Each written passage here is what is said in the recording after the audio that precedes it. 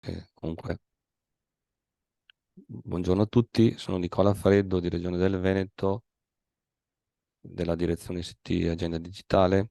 Siamo qui per l'inizio di un ciclo di incontri con Michele Vianello, che è qui in collegamento con noi.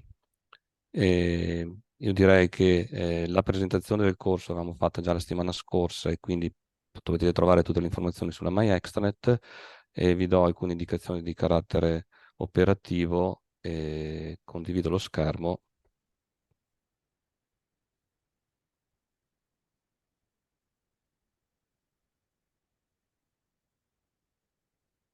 Eh,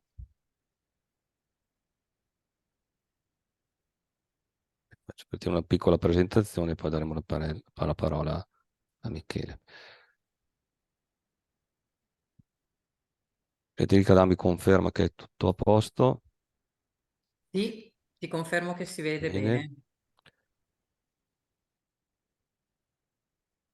Siamo qui oggi per il primo incontro del ciclo Progettare il cambiamento. La coalizione per lo sviluppo delle competenze digitali propone due serie di 5 incontri e questo è il primo del come organizzare un processo interno attraverso la gestione del ciclo di vita del documento e poi ne avremo uno sul web analytics, monitor, interpreta e condividi i dati di traffico del tuo sito e del servizio. Con noi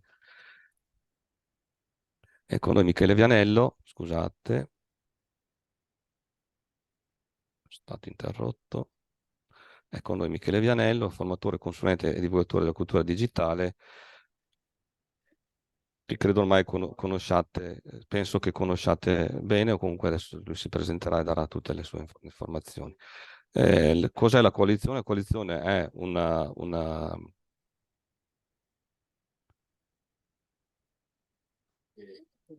un'alleanza territoriale delle pubbliche amministrazioni della regione del Veneto che attraverso un modello, quello di uno scambio di esperienze e di best practice, cerca di condividere le esperienze per portare tutte le amministrazioni verso una compiuta digitalizzazione. Eh, è possibile, per chi non fosse già iscritto alla coalizione, farlo attraverso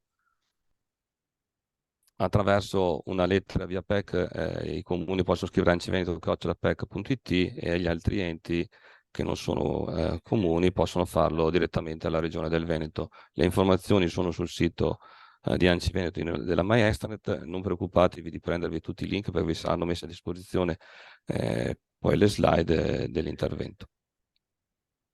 Come organizzare il processo? Quello di oggi eh, è un ciclo di incontri che ha come scopo di capire come riorganizzare il processo interno di un servizio attraverso la gestione del ciclo di documento. Per qual è lo scopo? Perché facciamo tutto questo? Perché le linee guida del design e comunque le azioni finanziate del PNRR si sono concentrate principalmente nel rapporto ente-cittadino. E invece noi riteniamo che sia importante, tanto quanto questa parte, anche la gestione del back office, perché un ruolo centrale per una buona gestione del processo amministrativo è quello anche di gestire la vita complessiva del documento amministrativo, la sua produzione, la sua gestione e l'archiviazione, che poi sarà l'oggetto o il risultato del servizio che di solito il cittadino ottiene. Questo ciclo è su 5 incontri, abbiamo cercato di mantenere una costanza nelle giornate, di solito di mercoledì, solo il terzo incontro è stato spostato al 13 ottobre, per cui tenete presente queste date, potete già iscrivervi attraverso la MyExtranet. Ho visto che ci sono già numerosi iscritti anche agli incontri al secondo e terzo incontro. Gli ultimi due sono dei laboratori, i dettagli li trovate tutti sulla MyExtranet, ma penso che ormai su questo avete già avuto occasione di poterla navigare, dove ci sono una piccola descrizione di ogni incontro, il link per iscriversi all'evento e la durata e la tipologia dell'evento. Il secondo ciclo è dedicato al Web Analytics, lo approfondiremo successivamente. Comunque anche questo è organizzato su 5 incontri, in questo caso partiranno a novembre. Una settimana prima faremo una piccola presentazione sulle modalità di iscrizione, analogamente a quando abbiamo fatto per questo ciclo. Mi interessava ricordare a tutti che c'è un attestato di partecipazione che verrà rilasciato a chi ha partecipato per almeno il 70% della durata complessiva del singolo evento, quindi non è necessario che partecipiate a tutti i 5 eventi diciamo, in diretta, però solo chi è presente in questo online otterrà l'attestato di partecipazione. Per chi non avesse la possibilità di essere presente, potrà comunque seguire le registrazioni e mantenersi, diciamo, in linea con tutte le informazioni e le attività che verranno svolte nei vari incontri. Ricordo, l'ho ricordato anche all'inizio, che è importante inserire in Zoom le informazioni complete di nome e cognome per poter verificare l'effettiva presenza e allinearvi con l'iscrizione. L'attestato verrà poi trasmesso successivamente via mail da parte della segreteria organizzativa. Abbiamo visto che non ci aspettavamo, diciamo, un'adesione così, siamo molto, molto contenti, i numeri sono elevati, per cui l'ipotesi di fare dei laboratori in presenza diventa un po' difficoltosa, soprattutto perché abbiamo visto già che nel quarto laboratorio abbiamo già più di 30 iscritti, quindi già abbiamo raggiunto un limite massimo per un laboratorio in presenza, quindi con Michele Mavianello cercheremo una formula che possa permettere a tutti di partecipare ai laboratori anche in modalità da remoto. Io non ho altro da aggiungere, lascerei la parola a Michele Vianello, interrompo la condivisione. Vediamo Grazie che... Nicola. Sì. Chiudo dicendo che comunque tutti i materiali che vedrete durante questo evento verranno messi a disposizione in un secondo momento attraverso la MyExtranet praticamente allo stesso link in cui vi siete iscritti troverete tutto il materiale che avete visto, quello che ho fornito, che ho presentato io e quello che vi presenterà Michele Vianello. In un minuto adesso. Vedete le mie slide, sì? Sì, si vedono, se puoi far partire la presentazione. Così. Assolutamente. Ok. Perfetto, ti lascio la parola. Grazie. Buongiorno a tutti voi, grazie per la presenza numerosa, grazie a Nicola Fredo, grazie alla Regione. Molti di voi probabilmente mi conoscono anche perché tengo molti corsi di formazione per svariati enti e così via. Per chi non mi conoscesse, io ormai da un bel po' di anni svolgo questa attività di formatore, di assistente ai responsabili di transizione al digitale, prevalentemente in comuni, in unioni comunali di tutte le dimensioni, in tutte le parti d'Italia. Peraltro recentemente svolgo questa attività per conto del Formez di progetto, quello destinato allo sviluppo dei piccoli comuni, e questo mi consente anche un'attività nazionale, per cui diciamo penso di conoscere abbastanza bene la situazione nazionale. Inoltre svolgo questa attività per un po' di regioni, per aziende municipalizzate e così via. Questo per inquadrare. In questo mio girovagare, in questo rapporto costante con soprattutto i comuni, però in molte parti incrocio anche molte altre pubbliche amministrazioni, c'era un dato che mi è balzato all'attenzione, e cioè molto dell'attività delle amministrazioni in questa fase è giustamente, legittimamente, come vedremo, dedicata al tema della digitalizzazione dei servizi rivolti ai cittadini. E qui ci sta, poi vedremo come i finanziamenti PNRR abbiano e stiano accelerando ulteriormente questo processo. Quello che era però trascurato è l'impatto che lo sviluppo della digitalizzazione dei servizi ai cittadini ha poi sul back office, ovvero sulla gestione del flusso documentale digitale, dove con molta franchezza, mi auguro non sia così per quelli che mi stanno ascoltando, vedo ancora un approccio culturalmente molto analogico. Vi posso già dire subito, ve lo dirò poi nelle prossime lezioni, non è tanto un problema di software, perché i software che incrocio, qui non farò mai nomi di fornitori per evidenti motivi, i software che incrocio hanno tutte le condizioni per una corretta gestione documentale. È un serio problema ormai di organizzazione del lavoro, di organizzazione dei principali procedimenti e di una cultura generale. Cioè, mentre il mondo esterno ormai prevalentemente lancia input digitali, e la gestione output degli enti è spesso molto analogica, per tanti motivi. Quindi con gli amici della Regione Veneto, quando abbiamo programmato questi corsi, abbiamo detto, ok, dedichiamo una parte importante del nostro tempo, del vostro tempo, a provare a correggere, ad aumentare la vostra consapevolezza, mi permetto di dire anche un po' la vostra cultura, in materia di gestione documentale digitale. La lezione di oggi però è destinata al contesto, cioè in quale contesto ci muoviamo. Vi faccio già, poi verrò smentito clamorosamente dai fatti. Io sono assolutamente convinto che per alcuni motivi che vi racconterò nel corso di questo incontro, il prossimo anno, anno e mezzo sarà assolutamente cruciale, perché alcuni avvenimenti, lo sviluppo ulteriore delle attività di digitalizzazione implicherà oggettivamente una serie di cambiamenti forti. Dove vorrei aiutarvi è quello di prevederli e di cominciare ad attrezzarvi in tempo per non trovarvi improvvisamente di fronte a cambiamenti non previsti e quindi in una serissima difficoltà.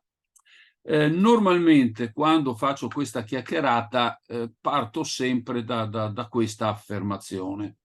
Questo è uno studio presentato ancora un paio di anni fa dalla Banca d'Italia sul tema dell'informatizzazione delle amministrazioni locali. In alcune parti può essere anche un po' superato, però chi di voi ha voglia si trova tranquillamente in rete, potete scaricare. Quello che mi colpisce è perché rispecchia totalmente il mio pensiero e vi aiuta poi ad un'introduzione anche attorno ad una diversa gestione del documentario. È questa frase che vedete, l'e-government, ovvero la modalità digitale di gestire i servizi ai cittadini, ora non è un concetto limitato a procedure e strumenti. Cioè, in altra epoca si pensava di risolvere i problemi acquistando software. Cioè, ho un problema, devo offrire un servizio ai cittadini, pago PA, quello che volete voi, Speed CE, metteteli voi, il SUAP, tutto quello che volete voi. Come lo risolvo? Lo risolvo comprando software. Banca d'Italia ti dice sì, però è cambiato tutto perché implica il ripensamento di organizzazioni e processi delle amministrazioni e il cambiamento dei comportamenti dell'utenza, in modo che le tecnologie adottate possano liberare il massimo potenziale. Quello che riscontro spesso è che si è pensato di risolvere i problemi acquistando software, non si sono rivisti gli strumenti organizzativi, i processi organizzativi e soprattutto non si è tenuto in conto, non si sta tenendo in conto dell'irrompere del cittadino, cioè la domanda. Non basta l'offerta, io metto a disposizione dei cittadini servizi in modalità digitale. La grande cura ormai va rivolta alla domanda. Non basta mettere online servizi, c'è un grande problema che riguarda i cittadini, ovvero coloro che accedono ai servizi, che fruiscono i servizi. In molte amministrazioni, quando li incontro, mi dicono: ma gli anziani fanno difficoltà, ma anche i giovani fanno difficoltà. Ma questo non è, questa è una sorta di excusatio non petita, cioè sembra che il problema siano i cittadini. Quello che, certo, ovviamente ci sono fasce di popolazione che hanno serie difficoltà di alfabetizzazione digitale, non gli interessa, non lo sanno, preferiscono venire allo sportello del comune perché non hanno niente da fare nella vita, 1001 cosa. Però questo non può essere un pretesto dietro il quale ci nascondiamo. Ora c'è un aspetto che è scarsamente esplorato. In legislazione italiana, in giurisprudenza italiana, il processo di... Io non uso mai, ve lo dico già subito, tendo a usare poco il tema, scusate, il termine digitalizzazione. Digitalizzazione è acquisto di software e per i motivi che ci siamo detti non risolve i nostri problemi. Io utilizzo sempre il tema transizione al digitale, che è più completo, che implica certo l'intervento su piattaforme, su software, ma implica anche un serio intervento sulle strutture organizzative e soprattutto sulle relazioni con i cittadini. La normativa italiana è una normativa in materia digitale, quindi il CAD che afferma che il processo di digitalizzazione nasce spesso dalla richiesta di esercizio di cittadinanza da parte del cittadino. Avere SPID è un diritto. Eleggere un domicilio digitale è un diritto. Accedere al fascicolo digitale del procedimento in corso che mi riguarda è un mio diritto. È un diritto del cittadino. Tanto è vero, se non l'avete letto vi consiglio, anche questo lo trovate online tranquillamente. Tanto è vero che Agid ha pubblicato questo libretto che vale proprio la pena di leggere e si chiama Guida dei diritti di cittadinanza digitali. Perché, insisto, il grande tema della digitalizzazione dei servizi rivolti al cittadino non è un tema di software. Non è che me la cavo comprando un po' di software. È il tema dell'esercizio dei diritti. Peraltro questo è sancito all'articolo 17, comma 1 quinquies del Codice dell'amministrazione digitale. Qui qui c'è una frasetta peraltro interessante che sta proprio nell'introduzione diciamo, di questo libretto, di questa cosa fatta da Agid, che dice: la cittadinanza digitale si fonda sull'insieme dei diritti, vedete il tema del diritto, che con il supporto di strumenti come identità digitale o pagamenti informatici, quindi identità digitale e pagamenti informatici sono diritti, mira a semplificare il rapporto fra cittadini e pubbliche amministrazioni, garantendo a tutto l'accesso ai servizi offerti in rete. Ok, quindi concetto di fondo. Però il nostro libretto, così comincio a entrare un po' nel merito, perché non vorrei fare solo teoria, poi vi farò vedere anche un po' di esempi pratici. Mi scuserò perché molti riguardano comuni, ma altri proprio riguardano tutti voi, perché ho visto che a questo corso poi ci sono svariate pubbliche amministrazioni, ma alcuni, vedrete, riguardano tutti voi. Qui vi faccio vedere i primi grandi punti sui quali dovete prestare molta cura. Primo tema dell'accessibilità. L'accessibilità è un diritto. Spesso nella mia attività, ma mi auguro che per voi non sia così, però devo assolutamente dirlo, il tema dell'accessibilità è un tema che spesso viene, diciamo così, risolto, poi risolto assolutamente non è, a due date topiche. Una data topica è il famoso 31 marzo di ogni anno. Come voi sapete, il 31 marzo di ogni anno ogni pubblica amministrazione deve dichiarare i propri obiettivi di accessibilità. Molti di voi sanno che c'è un famoso form Agid che vi aiuta a pubblicare gli obiettivi di accessibilità. io spesso, mese di marzo, sono tormentato, è una battuta, sia chiaro, un po' di ironia, dalle telefonate di tutti i miei numerosi clienti che mi dicono: ma ci aiuti a redigere gli obiettivi di accessibilità? Ora, secondo il Form Agid, redigere questi obiettivi non è una roba complicatissima. Il problema vero è che poi questi obiettivi devono essere davvero, diciamo così, praticati, e prima degli obiettivi bisogna fare una seria analisi di a che punto sei dal punto di vista dell'accessibilità, perché altrimenti continuiamo sempre a mettere i soliti obiettivi assolutamente astratti. Obiettivi, c'è dentro di tutto. Voi sapete che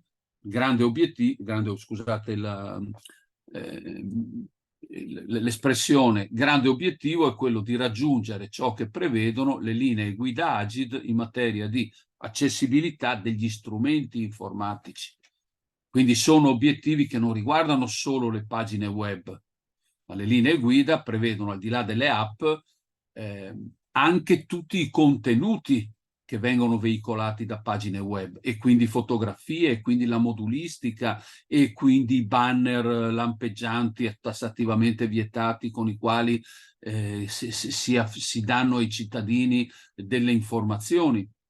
Però perché gli obiettivi, la dichiarazione di obiettivi non sia semplicemente diciamo così, non sia semplicemente un semplice esercizio burocratico, deve avere due conseguenze. Conseguenza 1: quegli obiettivi vanno messi nel piano performance. Sono obiettivi, vanno nel piano performance. E ovviamente, andando nel piano performance, il raggiungimento di quegli obiettivi poi ha anche un riconoscimento. Ma soprattutto va nei documenti di programmazione. Nel caso dei comuni, gli obiettivi di accessibilità vanno dentro il documento unitario di programmazione, dentro il DUP. Vi posso garantire che dentro questo non si fa, in giro non si fa. Perché? Perché si ritiene: ho risolto il mio problema perché ho pubblicato il 31 marzo gli obiettivi. Ma non basta questo, perché la pubblicazione degli obiettivi poi implica delle conseguenze. Il secondo punto sul quale si ritiene tutto ad aver risolto i propri problemi è la famosa dichiarazione di accessibilità che, come voi sapete, deve essere ogni anno pubblicata entro il 23 settembre. Anche qua tutti pensano: ho compilato il mio form, nel footer del sito ho messo il link che mi ha detto Agid, e anche per quest'anno me la sono assolutamente sfangata. Cioè ho pubblicato la mia dichiarazione di accessibilità. Però questo non è sufficiente, perché molti siti spesso non sono del tutto accessibili. Come voi sapete, se non lo sapete è un bel lavoro anche di approfondimento, di divertimento, perché il sito sia considerato accessibile dal punto di vista dei requisiti tecnologici. Il parametro che devi utilizzare è WCAG 2.1. Quando dico spesso anche a molti RTD WCAG 2.1, pensano sia arabo antico, però bisogna sapere un po', ma s'arrangia il fornitore. Tralascio sempre i nomi. No, non è un problema di cui tralasci il fornitore, in cui si arrangia il fornitore. Tu devi verificare e devi stimolare il tuo fornitore a darti un prodotto WCAG 2.1. Oggi non posso più vedere WCAG 2.0, perché WCAG 2.0, se tu fai una dichiarazione di accessibilità, devi dichiarare la tua non accessibilità su alcuni aspetti, ma non basta dire non sono accessibile. Quali sono le azioni che tu metti in campo per essere accessibile? E questa parte dell'accessibilità, insisto, non può essere delegata ai fornitori. Il fornitore è l'officina che ti sistema la ruota dell'auto che si è sgonfiata, ma che l'auto debba essere a posto è un compito tuo. So che per alcuni RTD questo può essere un aggravio, però questo è uno dei lavori più importanti. Accessibilità quindi è un tema di diritto di cittadinanza.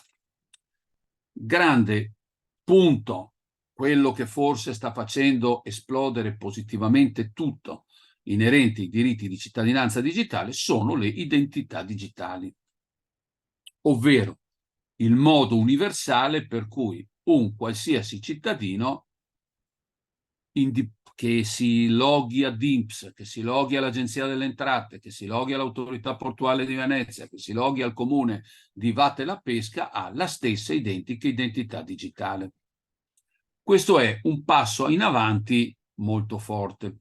Ora però, e qui mi riferisco soprattutto, se mi ascoltano, agli amici dei comuni, SPID è la prima porta d'accesso, quella che ci ha aiutato infinitamente. Però ci sono ancora quote di cittadini che hanno difficoltà a prendere SPID, che ritengono sia una spesa, e spesso si tralascia tutte le nuove funzionalità della carta d'identità elettronica DCE.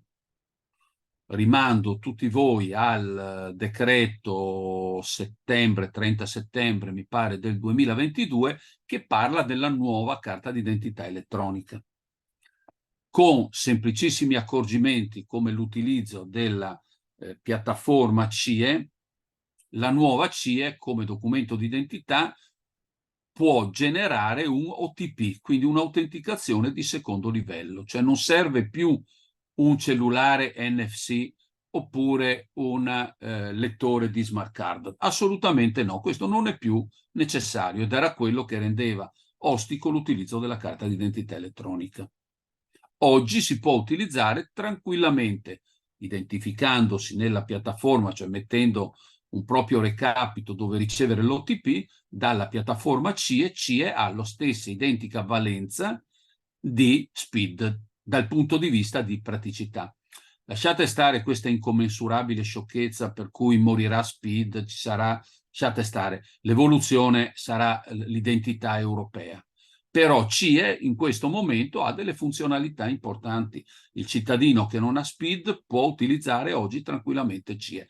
Ovviamente a quel cittadino bisogna dirglielo, perché il cittadino per prima non lo sa, perché spesso quando continuano a erogare la carta d'identità elettronica pensando che sia il sostituto plastica della carta che davano prima, no? Cioè oggi non è semplicemente il documento di identificazione, oggi è lo strumento che ti consente di fruire di servizi online.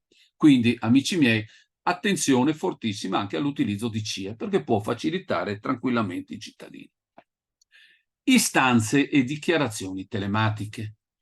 Conseguenza del fatto che c'è identità digitale è una possibilità diffusa, 30 milioni di SPID, non so ormai come si evolvano giorno per giorno le carte d'identità elettroniche, ormai più di metà della popolazione italiana, abbondantemente molto di più, ha in mano uno strumento di identificazione digitale.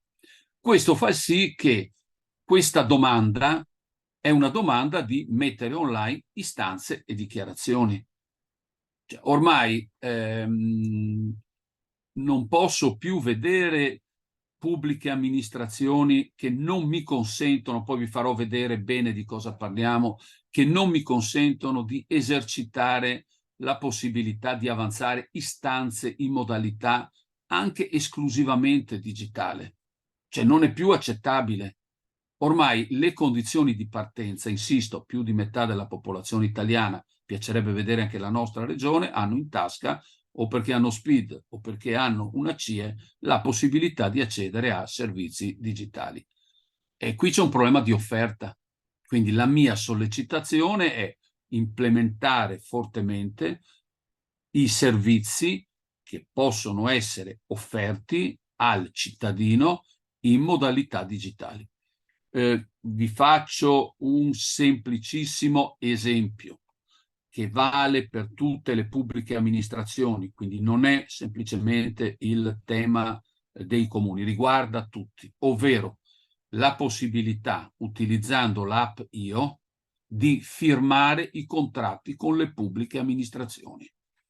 Ormai da qualche mese c'è una funzionalità che si chiama Firma con Io, alla quale vi chiedo, chi mi conosce sa che io spesso tendo a scherzare su sta roba, al quale io vi chiedo di aderire rapidissimamente, che vi consente di far firmare i contratti e ogni tipo di istanza ai cittadini in modalità digitale utilizzando l'app Io. Non servono le firme digitali di Infocert, di Aruba, eccetera. Firmi istanze e contratti direttamente dalla app Io. E devo dire, è una cosa semplicissima.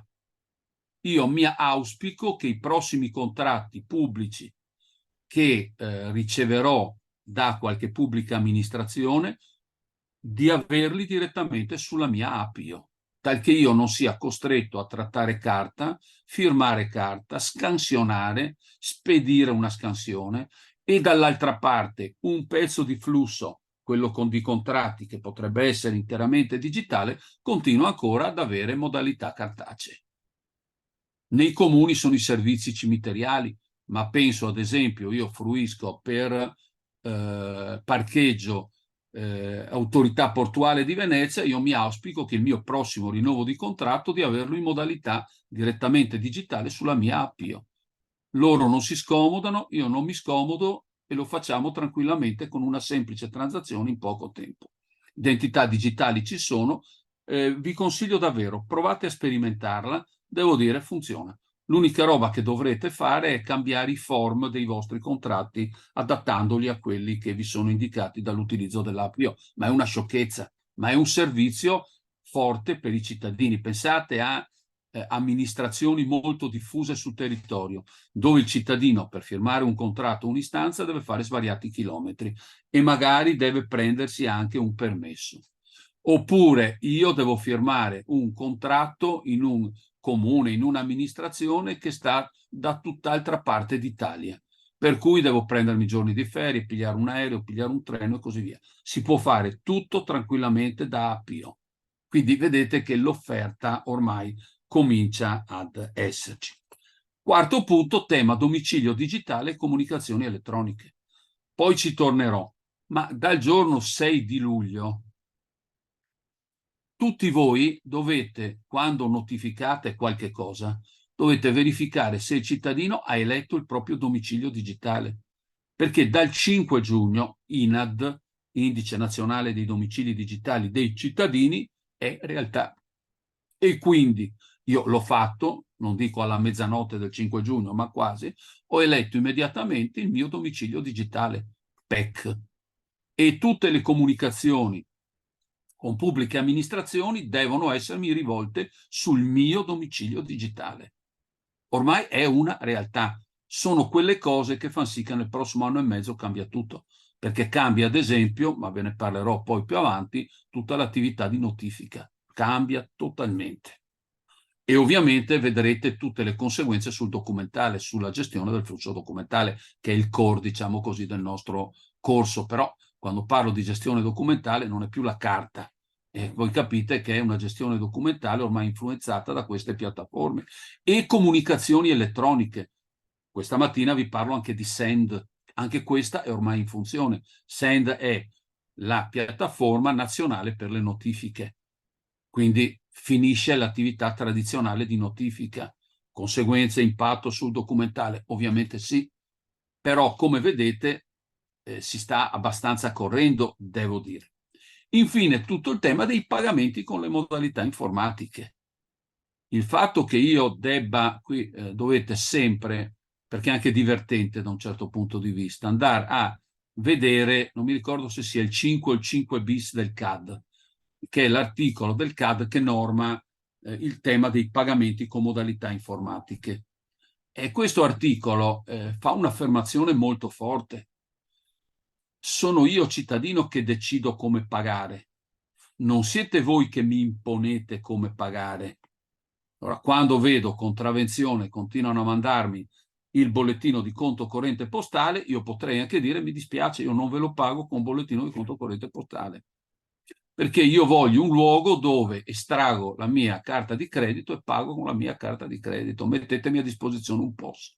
Cioè, attenzione, il diritto a pagare in modalità digitale è sancito dalla legge. La legge dice addirittura compreso il microcredito telefonico. Mi sto un giorno immaginando di riprendere la carta d'identità elettronica nel mio comune, di presentarmi allo sportello e quando mi chiedono, io sono 22-23 euro della carta d'identità, dire ok, ve li tenete dal mio credito, dal mio microcredito telefonico. E voglio vedere dall'altra parte la faccia di chi deve incassare quel. Non è sadismo, è che in realtà quando il cittadino, la battuta che faccio spesso in alcune amministrazioni è: la vostra fortuna è che non lo sanno, mettiamola così. Perché non appena queste cose, cioè questi diritti di cittadinanza, diventano senso comune, e molte di queste richieste vi arrivano. Ovviamente pagamenti con modalità informatiche e poi l'utilizzo diffuso di PagoPA. Ma PagoPA non è il modo di pagamento del cittadino, è la piattaforma che bisogna obbligatoriamente utilizzare per tutte le transazioni rivolte alle pubbliche amministrazioni. Ma dovete mettere in conto che non tutto avviene attraverso PagoPA, ci possono essere anche altri pagamenti. Io continuo ancora a vedere pagamenti fuori circuito PagoPA, continuo a vedere amministrazioni che indicano l'IBAN. IBAN è vietato dalla norma. La norma non prevede l'esposizione nell'utilizzo dell'IBAN. Quindi se avete ancora IBAN nei vostri siti va tolto, se c'è ancora l'IBAN in amministrazione trasparente, come ANAC vi ha detto, toglietela immediatamente, e soprattutto nella modulistica non deve esserci assolutamente l'IBAN, perché tutto deve transitare per PagoPA. Quindi questi 5 macro, poi adesso ci entro anche un po' più nel merito, queste 5 macro sono quelle che indicano i punti più importanti dove il cittadino esercita la propria cittadinanza digitale. Quindi il processo di transizione al digitale non è più una cosa che avviene in modalità autoreferenziale. Deve sempre tener conto di ciò che ti chiedono i cittadini, di come il cittadino intende esercitare il proprio diritto.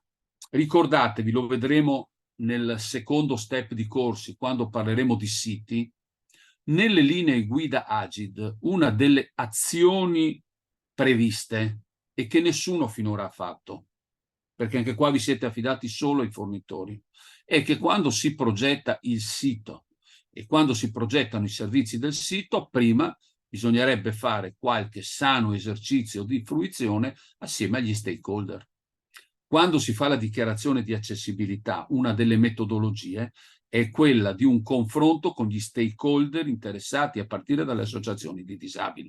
Capisco che è defaticante, quindi so bene le obiezioni di molti di voi, soprattutto se sono enti piccoli, con poche professionalità e così via. Quindi lì vi tralascio la pappardella. Però state attenti che è un... dunque, aspetta, qui c'è un vostro collega, uno spettatore anonimo. Cosa è necessario memorizzare lato comune sul back office per dimostrare a terzi che l'istanza per via telematica è stata presentata da quel cittadino attraverso SPID CIE? Funziona come se fosse una fattura elettronica, ovvero dal SPID dovrebbe arrivare direttamente al vostro protocollo, che quindi identifica mittente, piattaforma SPID, l'istanza. Quell'istanza ha 2 caratteristiche: non reca nessuna firma, perché il fatto che io mi sia identificato con SPID fa da solo firma, e non ha nessuna copia fronte retro di documento digitale, perché SPID equivale a coso. Da un punto di vista informatico funziona o deve funzionare solo, dovrebbe essere protocollata automaticamente, riceve titolo e classe automaticamente, indirizzata all'ufficio di competenza direttamente. Quindi da questo si riesce assolutamente a vedere. È sbagliata soluzione che ho visto in qualche amministrazione, per cui l'istanza SPID poi vi viene veicolata attraverso una PEC. Questo è sbagliato, perché dovrebbe essere veicolata attraverso un processo di interoperabilità. fra l'ambiente web da cui parte SPID e l'ambiente gestionale dove viene protocollata l'istanza. Quindi nel caso di dimostrazione a terzi è come se tu debba dimostrare a terzi la modalità con la quale hai ricevuto una fattura elettronica. Funziona come le fatture elettroniche, né più e né meno. Fatture elettroniche le riceve tutti da SDI e le ricevi in un formato XML, no, non XML, vabbè, le ricevi in un formato, poi tu le converti in PDF. Funziona alla stessa identica maniera. Ok? Ciò detto, dove dovete concentrarvi quando parlate di diritti e di queste parti più di merito sul documentale me le riservo per le prossime 2 lezioni, ok? Quindi me le riservo, vi rispondo più puntualmente nelle prossime 2 lezioni. Oggi lavoro di più sul tema diritti dei cittadini e impatto su di voi. Quindi fatele, così io me le annoto, ma non vi rispondo adesso, vi rispondo poi direttamente o implicitamente quando parleremo poi di flusso documentale di gestione, ad esempio, del protocollo, che è uno dei grandi problemi che avrete di fronte. Allora, quando mi interrompo perché bevo un goccio d'acqua, scusate. Allora, voi avete in realtà 2 grandi terreni sui quali bisogna lavorare e sono entrambi terreni indicati dal piano triennale per l'informatica. Ok? Carla Scudellaro ha già risposto per conto mio, ma va bene così. Guardate la risposta di Carla Scudellaro, l'ha fatta lei per me, la ringrazio, ci siamo. Il piano triennale per l'informatica, come voi sapete, indica alcuni terreni importanti di sviluppo delle iniziative. Il primo è il grande tema delle piattaforme abilitanti. Piattaforme abilitanti sono abilitanti per il cittadino, chiaramente, e in parte anche per voi. Concentrarsi su ANPR. Poi vi spiegherò bene come nel corso di queste settimane ANPR stia cambiando totalmente la propria funzione. Ve lo spiego dopo. Tutte le modalità di identificazione, quindi SPID e CIE, piattaforme abilitanti, CIE fra parentesi non è una piattaforma abilitante, ma è il sistema di identificazione che è stato assimilato a SPID. PagoPA, piattaforme di pagamento, Appio, vi ho già accennato qualche cosa, piattaforma nazionale dati, altro punto rilevantissimo del quale vi parlerò più avanti questa mattina, SEND, ovvero piattaforma nazionale per le notifiche. Se possibile anche precisare quell'evidenza a tenere per la firma con Appio, soprattutto se i documenti sono soggetti a osservazione pertinente. Anche questo, Carmen, Maria Chiara, scusa, me lo riservo quando vi parlerò di gestione documentale. Quindi mettetele pure, io poi me le annoto e ve le dico. Ovviamente, ciò che si integra con le piattaforme abilitanti sono i siti istituzionali. Faccio già subito una affermazione. Quando voi pensate al vostro sito istituzionale, dovete pensare sempre meno al tradizionale sito espositivo, ovvero il luogo attraverso il quale voi davate una notizia. Ok? Il sito istituzionale è sempre di più, e lo diventerà sempre di più, porta di accesso ai servizi erogati ai cittadini in modalità digitale, si accede attraverso il sito. Quindi tutte le funzionalità si trovano nel sito istituzionale. Il sito istituzionale va certo curato per la parte di informazione. Finalmente inauguriamo il sottopasso carrabile. Ok, benissimo. ma sempre di più attraverso la scheda procedimento e l'area personale, di cui vi parlerò anche ancora più avanti, è il luogo d'accesso a documenti, ex legge 33, e soprattutto ai servizi. Il cittadino accede ad un servizio dalla scheda servizio.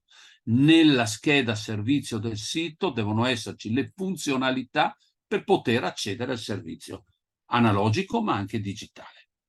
Quindi attenzione, piattaforme abilitanti, ma soprattutto il loro intersecarsi con il sito e con i modelli comunicativi più in generale. Questo processo, che a sommi capi vi ho provato a elencare, ha avuto una fortissima accelerazione, della quale secondo me non c'è ancora coscienza, attraverso i bandi PNRR, che hanno investito tantissimo i comuni, ma stanno investendo anche le regioni, ma hanno investito le scuole, e quindi un'ingente quantità finanziaria è stata messa a disposizione delle pubbliche amministrazioni per accelerare il processo di transizione al digitale. Riassumo brevemente, perché molti di voi hanno partecipato correttamente a questi bandi, sono stati tutti tesi a portare a casa il prodotto. Ricordo a tutti noi che, essendo bandi lump sum, non esiste una rendicontazione documentale. Certo, devi tenere le carte da parte, perché se fra 3 anni la Corte dei Conti ti chiede come li hai spesi, devi dimostrarlo. Ma soprattutto sono bandi a prodotto. Quindi tu sei giudicato in base alla qualità del prodotto che stai erogando con questo finanziamento. Attenzione, perché punto rilevante è il fatto che, mentre prima, penso soprattutto a piccole amministrazioni, non ho i soldi per, oggi hai ingenti risorse a disposizione per. Quindi attraverso PNRR è venuta meno una motivazione per mancata transizione al digitale.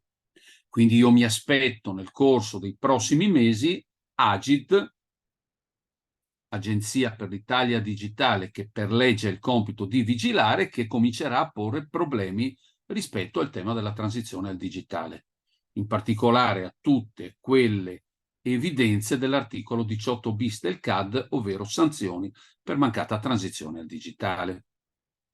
Quali sono i principali punti che hanno impatto sul vostro modo di operare anche documentale?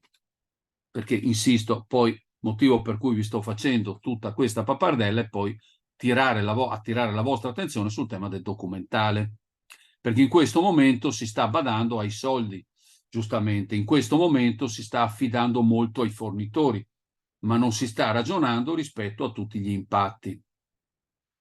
Andiamo su alcuni punti molto velocemente. Uno dei bandi dice: dovete estendere SPID CIE. Vabbè, questo è uno dei più semplici, non ci entro neanche nel merito. Dovete far sì che tutti i vostri servizi che necessitano di un pagamento siano interfacciati con PagoPA. Quindi alla fine tutti i servizi delle pubbliche amministrazioni che hanno fruito di bando PNRR devono essere tutti collegati a PagoPA, cioè tutti i loro servizi devono essere su PagoPA. Non è più tollerabile, ad esempio, ancora l'IBAN. Questo lo esclude totalmente. Devi sviluppare davvero App.io. App.io non è più quella cosa che ho visto fare con Fondo Innovazione, per cui hai elencato alcuni servizi e alcune informazioni. App.io è una cosa che deve funzionare, e questo deve far sì che, se emetti degli avvisi, il software deve generare quegli avvisi. Lascio stare, perché riguarda poco con l'oggetto del corso, il tema del cloud. Tema dei siti invece ci entra totalmente. Come vi dimostrerò più avanti, il sito è alimentato dal documentale. Il sito fatto correttamente nelle sue principali esposizioni è alimentato dal documentale. Se il documentale non è a norma e se parti dei vostri procedimenti sono ancora analogici o ibridi, la conseguenza è che voi alcune parti del sito non sarete in grado nei prossimi anni di alimentarle e di aggiornarle costantemente. La conseguenza sarà, come vi dirò più avanti e ve lo spiegherò, la violazione della 241. Pezzi importanti di 241, perché mentre prima voi potevate dire ma non ho le condizioni tecnologiche, oggi quando vi hanno dato 100.000 euro per fare un sito è evidente che le caratteristiche tecnologiche devono essere tutte supportate, le risorse ve le hanno date e quindi bisogna usarle correttamente. Poi ci sono due punti che vi sono entrati direttamente, su cui spesso, tre meglio, su cui spesso si è richiesto il finanziamento senza capire bene di che si trattasse. Finanziamento API per connettersi alla piattaforma nazionale notifiche. Poi ve ne parlerò perché è una cosa che diciamo fra qualche mese voi avete di fronte, soprattutto se avete fatto bando PNRR che vi ha finanziato l'API. Sì, ma poi come vedrete piattaforma nazionale notifiche per funzionare necessita un documentale redatto come linee guida Agid prevedono. Su questo tema tornerò molto nelle prossime 4 lezioni. Come linee guida Agid prevedono, altrimenti voi siete in piattaforma, ma la piattaforma non notifica nulla, perché i vostri ATIC sono considerati non notificabili. E quindi capite, vi apre un problema anche di legittimità. E poi questa grande scoperta per molti che è la piattaforma nazionale dati. Piattaforma nazionale dati è porta d'accesso a infinite banche dati, infinite funzionalità, a partire da NPR, che a questo punto diventa accessibile a molti per ovviamente funzioni di tipo istituzionale. Ma su questo ci torno più avanti. E infine, qui riguarda soprattutto i comuni, l'ultimo finanziamento PNRR, se non mi ricordo male, 5 agosto, che fa sì che tutta la gestione dell'elettorale, quindi carta, venga interfacciata totalmente con ANPR. Vale per tutti, ANPR si sta trasformando, per fortuna, sempre di più in banca dati delle banche dati. Ma da ANPR ci si accede via piattaforma nazionale dati. Quindi il motivo per il quale si sta prendendo, diciamo così, finanziamento, ma comuni, altri enti pubblici che non fruiscono di finanziamenti PNRR devono pensare seriamente a entrare in piattaforma nazionale dati. Apro e chiudo parentesi perché qui non vi ho fatto grandi riferimenti normativi. Ricordatevi che entro il 30 settembre, cioè che aderire alla piattaforma nazionale dati e scambiare dati è un obbligo per tutte le pubbliche amministrazioni italiane, tutti quanti. E ricordatevi che entro il 30 settembre bisognerebbe che tutti foste iscritti alla piattaforma nazionale dati. E ricordatevi che il mancato scambio e la mancata adesione a piattaforma nazionale dati è un fattore che viene usato sulla valutazione delle performance dei dirigenti, perché vale sulla valutazione delle performance, quindi molta attenzione.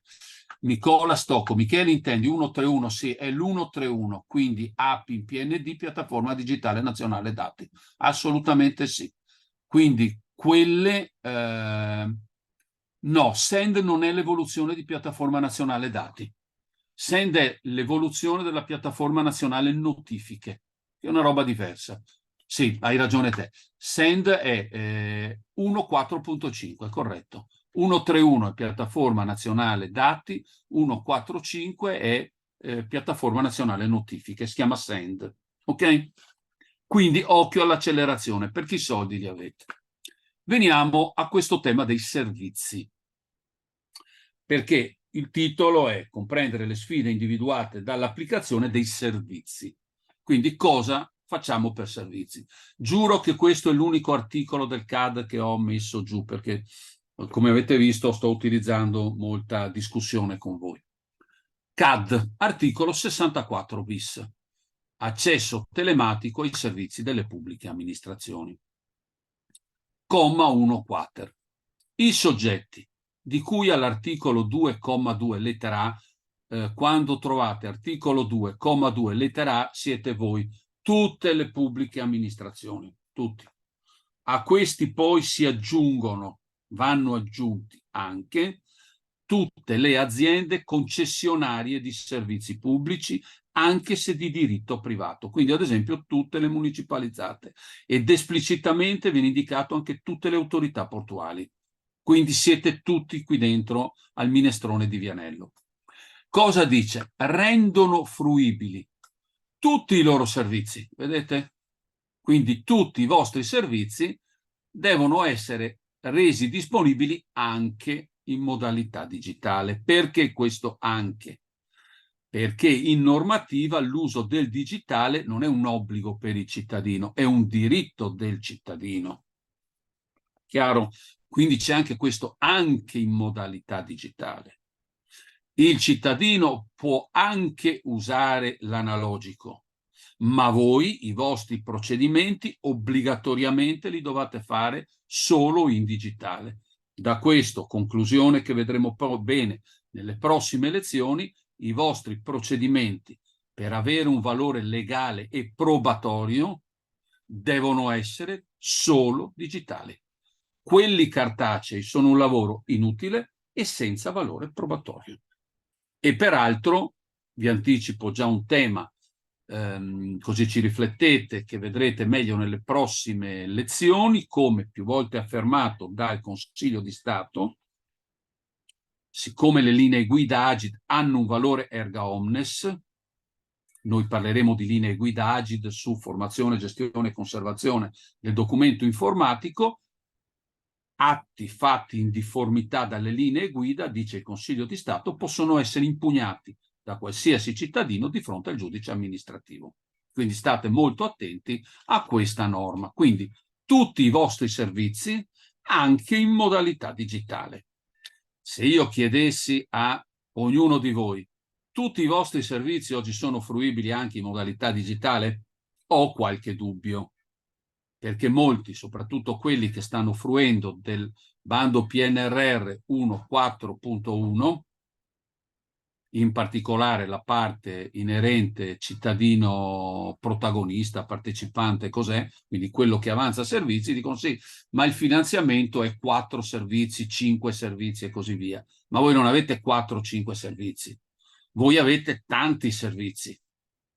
Ovviamente io non vi dico domani mattina tutti i servizi, ma in una prima fase evidenziare quei 15-20 servizi che vengono maggiormente utilizzati dai cittadini che dialogano con voi.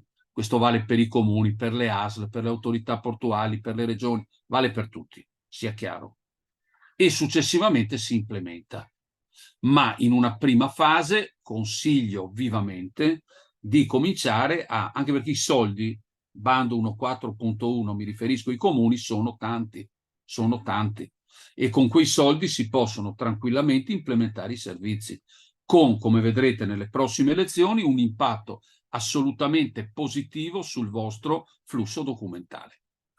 Ovviamente i vostri servizi devono essere resi fruibili anche su dispositivi mobili, anche attraverso il punto d'accesso telematico di cui al presente articolo APIO. Ok? Quindi i servizi devono essere fruibili anche in modalità digitale da AppIO.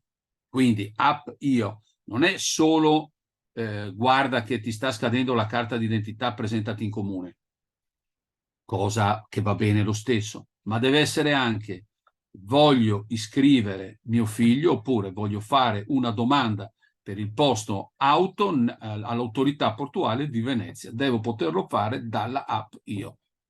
E fare interamente questo processo in modalità digitale è un mio diritto di cittadino e voi dovreste metterlo fruibile direttamente dalla app io. Voglio iscrivere mio figlio alla scuola materna, questo lo posso fare dal sito istituzionale, ma devo poterlo fare anche dalla app io. Quindi attenzione che questi sono disposizione di legge, insisto, non è che domani mattina vi stia chiedendo, perché non ce la faremo mai, ma vuol dire che alcuni dei servizi che attualmente generano carta quindi diseconomia, conviene cominciare a metterli a disposizione anche in modalità digitale. Però vorrei vedere con voi un po' di servizi, cioè vedere in questa slide cosa dobbiamo cominciare a intendere per servizi. Perché in realtà quando parliamo di servizi uno mi dice sì, ma cosa sono questi servizi? Perché servizi è un mondo infinito. Allora io ho provato a declinarli. Può essere che mi sia anche dimenticato qualche cosa, o che qualche servizio, fra virgolette, voi lo riteniate opinabile. Vi dico subito che ho diviso i servizi in servizi per il normalissimo cittadino, zii, nonne, nipoti, cognati, bla, e quelli per imprese e professionisti, perché anche alle imprese e ai professionisti iscritti agli albi voi fornite servizi. Qui il punto è tutto sommato, e l'ho affrontato per primo, perché la parte tutto sommato abbastanza semplice. Servizi alle imprese e ai professionisti attualmente si erogano attraverso SUAP e SUE. Qui c'è proprio disposizione di legge.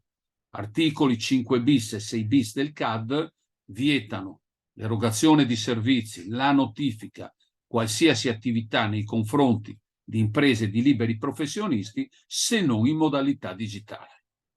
L'unico punto è che nel caso non ci sia SUE, SUE è lo sportello rivolto ai professionisti iscritti agli albi, prevalentemente geometri, ingegneri, architetti, cioè sportello edilizia privata. Ok? In tutti i casi, SUAP SUE obbligatoriamente, carta è ormai molto difficile si faccia, nel caso non ci sia è esclusivamente in modalità digitale utilizzando la PEC che avete fornito all'albo professionale oppure alla Camera di Commercio, articoli 5 bis e 6 bis del CAD. Quindi qui tutto sommato è abbastanza chiaro. Poi noi abbiamo tutti i servizi alla persona. Servizi alla persona variano da ente a ente.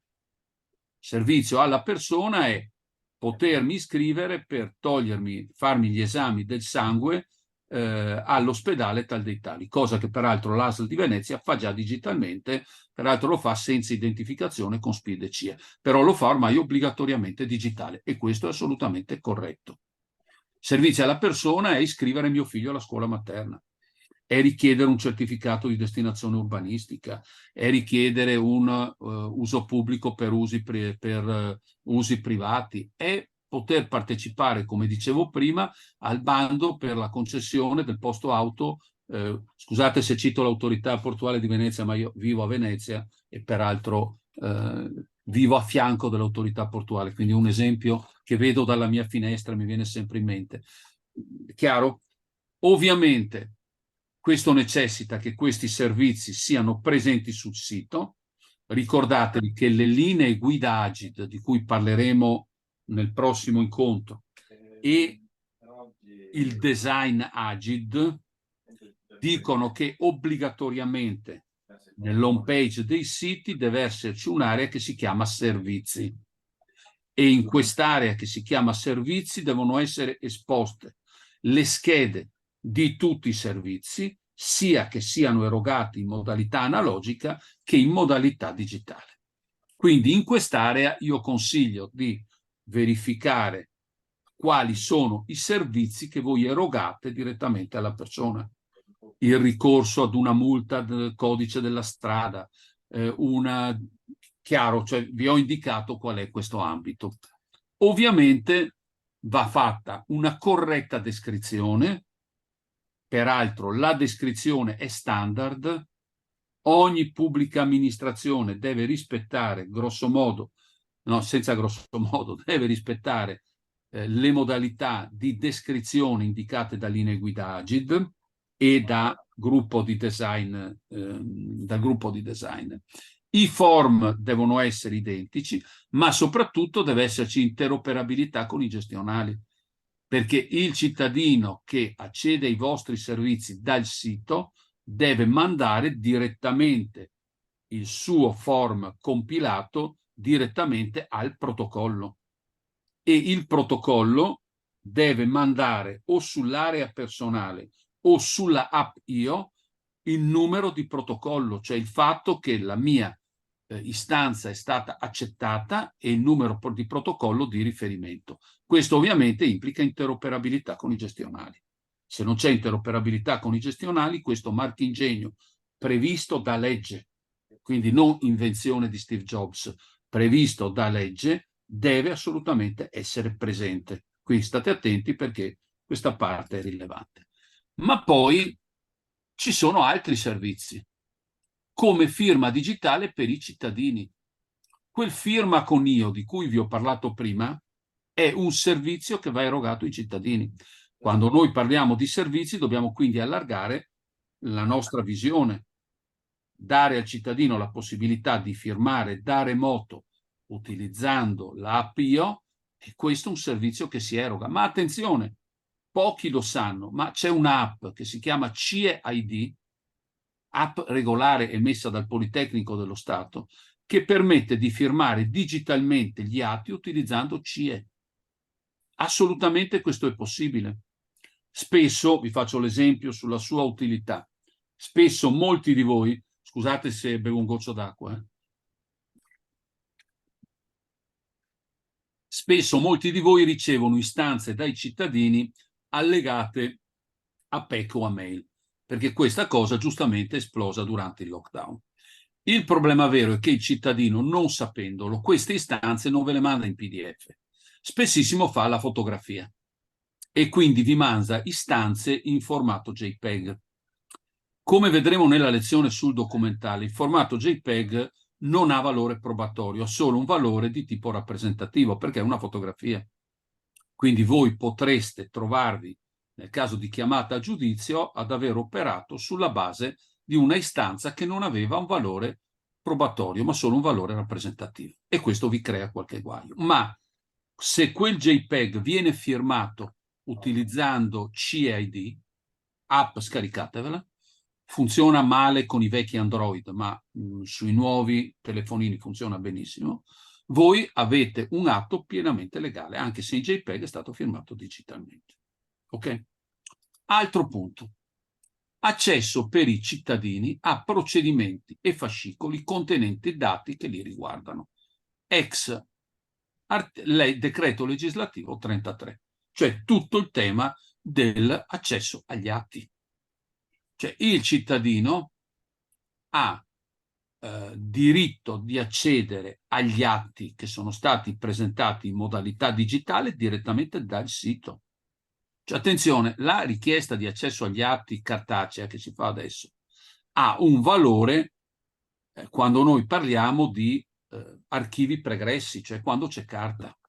Ma quando Vianello ha mandato SPID o vi ha mandato un'istanza direttamente in modalità digitale utilizzando la PEC, cioè io l'accesso a quell'atto lo devo avere in modalità digitale, perché quell'atto è un originale digitale, meglio, come vi dirò, un documento amministrativo digitale ed è lui l'originale.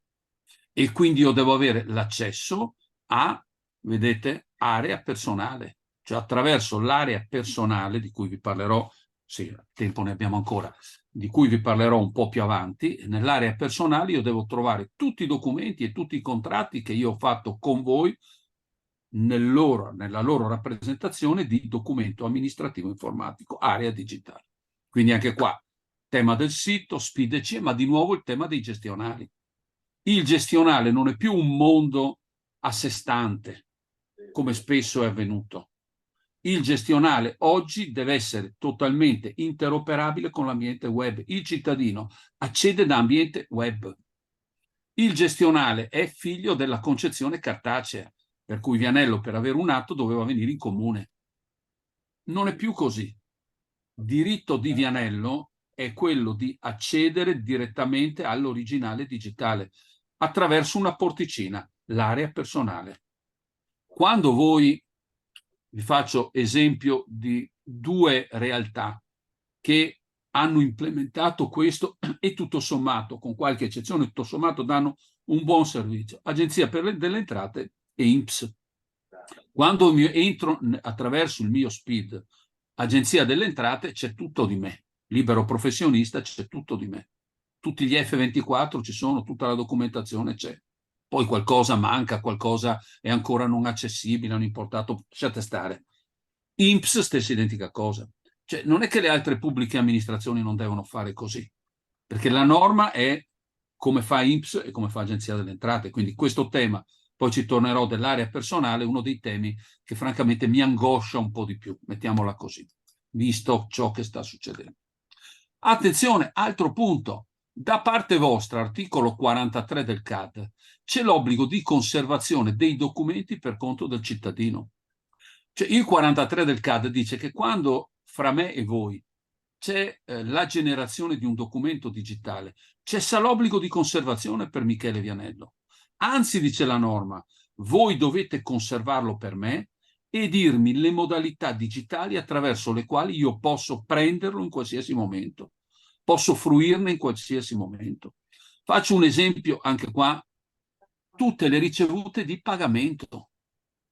Cioè, è finita l'epoca in cui mi dite dammi la ricevuta di pagamento. No, la ricevuta di pagamento ce l'avete voi, se in pago PA ancora meglio. Anzi, voi dovete dirmi come io ne ho copia, se mi serve per la dichiarazione dei redditi. Tutti gli F24 sono disponibili nel mio cassetto fiscale. Ma in Comune di Venezia io non ne ho nessuna, sia chiaro, non ho tutte le ricevute pago PA che io ho versato al Comune. Se io voglio la ricevuta di una contravvenzione, io devo trovarla nella mia area personale del sito. Non devo assolutamente venire in Comune a prenderla, deve essere lì. Torna il tema dell'interoperabilità. Il sistema di gestione documentale deve parlare con l'area personale. Quindi anche qua, come vedete, sito, SPID, CNS gestionale.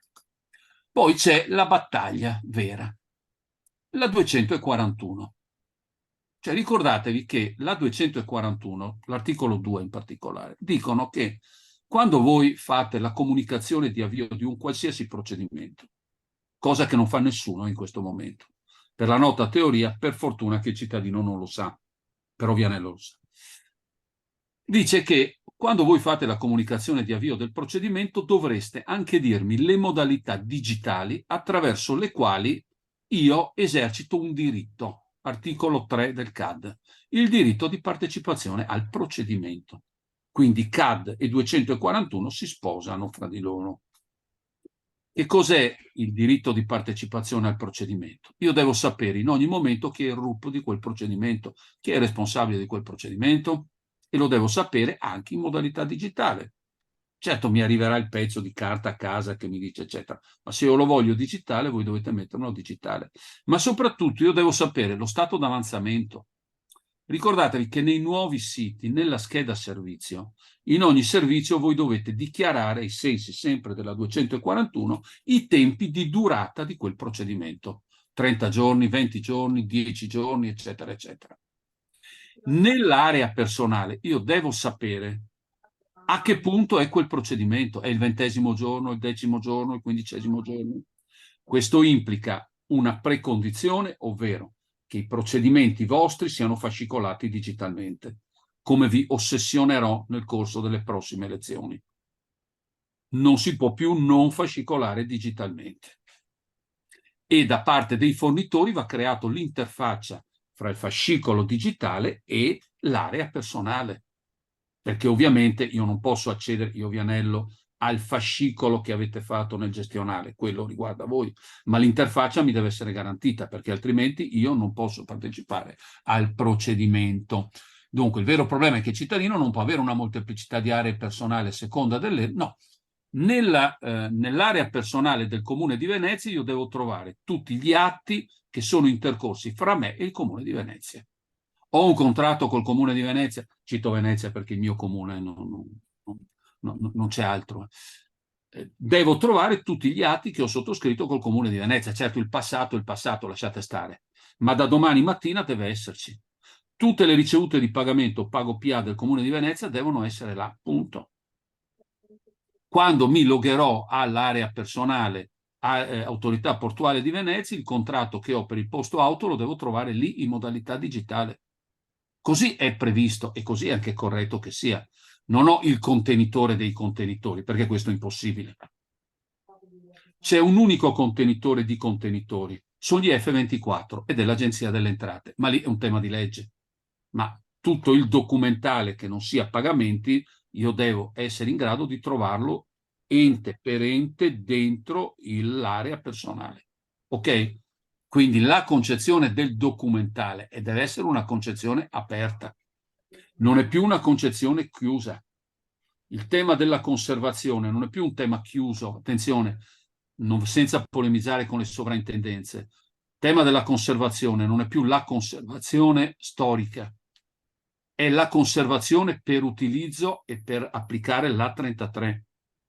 La conservazione digitale non è più la conservazione analogica. Lo scarto non è più lo scarto analogico, è ormai digitale, perché presuppone non solo l'uso, insisto, per fini storici, dove evviva le sovrintendenze, ma per finalità di utilizzo, quando non addirittura, se parleremo mai di open data, per utilizzo, come dice la norma, per fini commerciali, dice addirittura la norma. Quindi stiamo molto, molto attenti, cioè è cambiato, insisto, è cambiato totalmente lo scenario ed è cambiata la domanda. Ho visto che ci sono molti in chat, ma mi dedicherò poi 10 minuti finali a rispondere a chi sta scrivendo in chat, perché altrimenti interrompo troppo spesso. Invece vorrei tenere il filo e poi dedicare gli ultimi 10 minuti ai 17 che fedelmente stanno in chat. E ovviamente tutto il tema di Pago PA, perché anche Pago PA va considerato alla fine come una sorta di servizio. Quindi, da questo punto di vista, quando noi parliamo di servizi, dobbiamo programmare una quantità di servizi diversa. Servizi alla persona, quali sono quelli che ancora continuano a portarvi carta, perché lì bisogna intervenire. E si può decidere che sono solo in modalità digitale. Attenzione che poi ci sono obblighi di legge. È la 241 che dice che io devo poter partecipare al fascicolo. È il 43 del CAD che dice che io devo, perché stiamo parlando di cittadini, che io non ho più l'obbligo di conservare nulla, ma anzi siete voi che mettete tutto a disposizione, eccetera. Quindi capite che quando parliamo di servizi non è solo il servizio quello fra virgolette tradizionale. La dizione di servizio è molto, molto, molto, molto ampia. Proviamo a fare un primo riassunto delle cose che ci siamo detti. Il cittadino ha il diritto ad utilizzare piattaforme digitali, ma può avanzare ancora istanze in formato analogico. A meno che voi non prevediate, penso scuola dell'obbligo, che l'iscrizione del bimbo si fa, del bimbo, chiamali bimbite, avviene solo in modalità digitale, perché ormai avviene così, in altre parti devi garantire ancora una possibilità di tipo analogico. Poi in molte regioni e in molti comuni, in molti enti, ormai la modalità è solo digitale. Non è più previsto la parte analogica. Sarebbe un po' tirata rispetto alla norma, però ci sta assolutamente.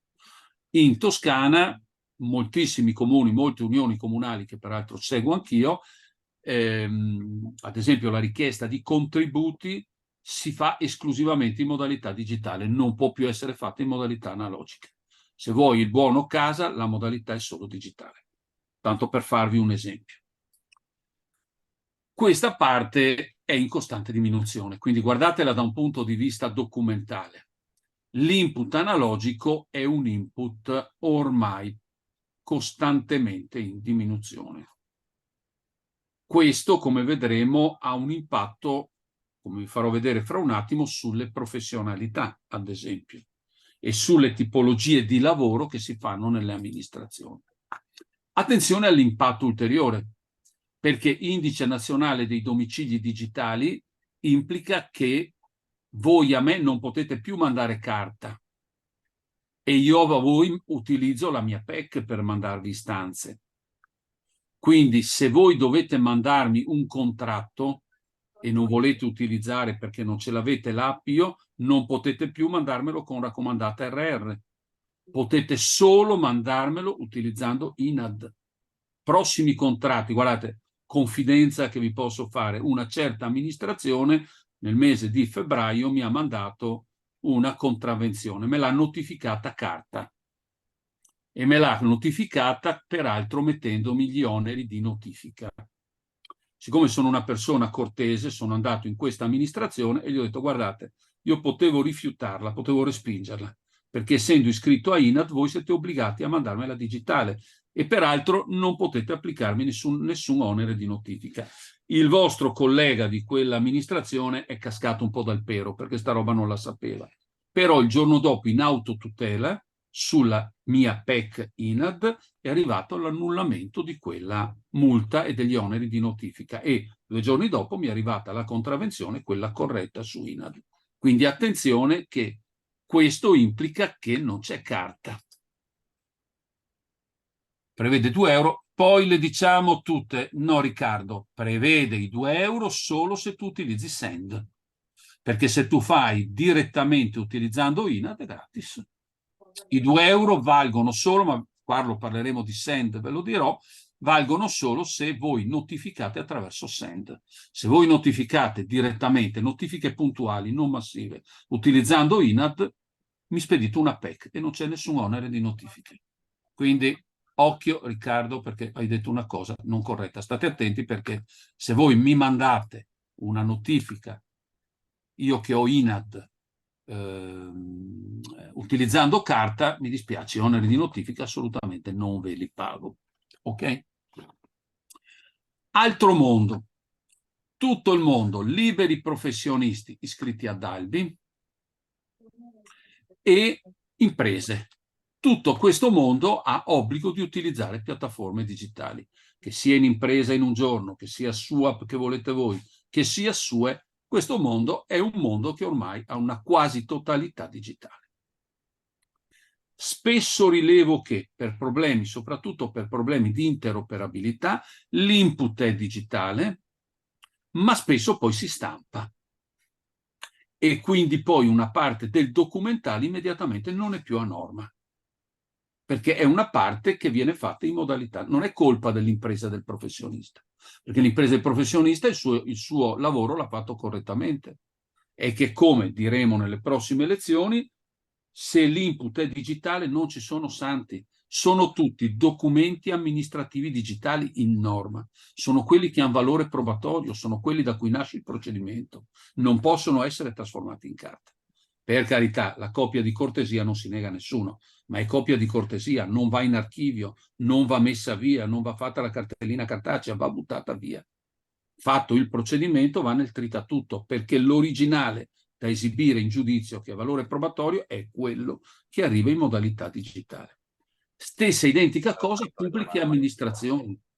Pubbliche amministrazioni hanno obbligo di utilizzare il digitale. Dove?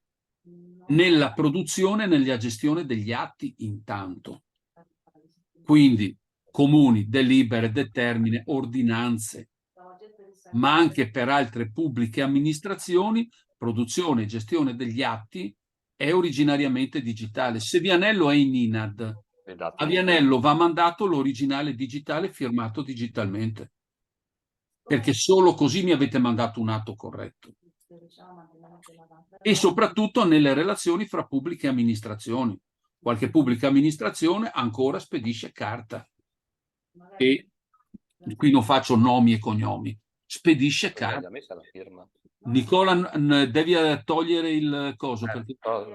Poi io non la vedo, non la vedo neanche quelle cariche. Nicola Freddo, ti vedo. Ognuno vede le proprie. Vabbè, Nicola sta disturbando, ma facciamo finta di niente. Quindi nelle relazioni fra pubbliche amministrazioni, fax ovviamente bandito totalmente. Poi tutto il flusso di fatture ricevute pago PA è interamente digitale. Quindi, come vedete, nei rapporti con l'esterno, quindi con quella dizione ampia che vi ho dato di cittadino, la carta è sempre meno ed è sempre di più in costante diminuzione. Quindi attenzione, tenete sempre conto di questa diapositiva quando nelle prossime lezioni vi parlerò di flusso documentale. Spesso mi dicono: ma il cittadino usa carta? Sì, ma il grosso usa ormai digitale. Cittadini, imprese, professionisti, pubbliche amministrazioni e così via. Il problema vero è che il vostro output deve essere il vostro back office deve essere interamente digitale e sempre di più deve essere digitale. qualche esempio concreto di dove in questi rapporti con i cittadini cambia tutto nel corso del prossimo anno, anno e mezzo. Così ci togliamo qualche curiosità. Sito, già ve ne ho parlato, è un luogo di notizie e informazioni, però soprattutto è un luogo di piattaforme e di fruizione di servizi. Sempre di più è così, altrimenti mi rivolgo ai miei amici dei comuni, ma vale anche per la regione, vale ancora per molte altre cose, è in realtà un luogo che prima di tutto deve essere luogo di esposizione e di fruizione di servizi. Cosa cambia? Primo impatto, diminuzione dell'input analogico. Questo mette in discussione una figura, una professione, protocollo, perché molta parte dell'organizzazione del lavoro di protocollo è ancora considerata cartacea. Molti manuali di gestione documentale che, ahimè, sono costretto a vedere, sono ancora concepiti con una priorità cartacea. Il protocollatore è scarsamente informato e formato, ad esempio, sull'utilizzo del titolo della classe per poter fascicolare digitalmente i procedimenti. Il protocollatore spessissimo scansiona in una maniera non corretta, come vi spiegherò poi. L'articolo 22 prevede l'articolo 22 del codice dell'amministrazione digitale. Nella diffusione di ciò che è stato protocollato, spesso c'è ancora una diffusione generalizzata non utilizzando i gestionali documentali, ma soprattutto si continua a pensare che il gestionale documentale è il gestionale di protocollo, ed è totalmente sbagliato. Il protocollo è una funzione, non sempre neanche quella iniziale, di un procedimento molto più complesso che finisce con la conservazione. Ma è digitale, non cartaceo. Perché se l'input cartaceo è solo quello di pochi cittadini, voi capite come il concetto stesso di conservazione sia totalmente cambiato. Piattaforma nazionale dati, piattaforma nazionale notifiche, SEND. Qui ci sono alcune conseguenze importanti: alfabetizzazione digitale, coscienza dei diritti, abilità all'utilizzo.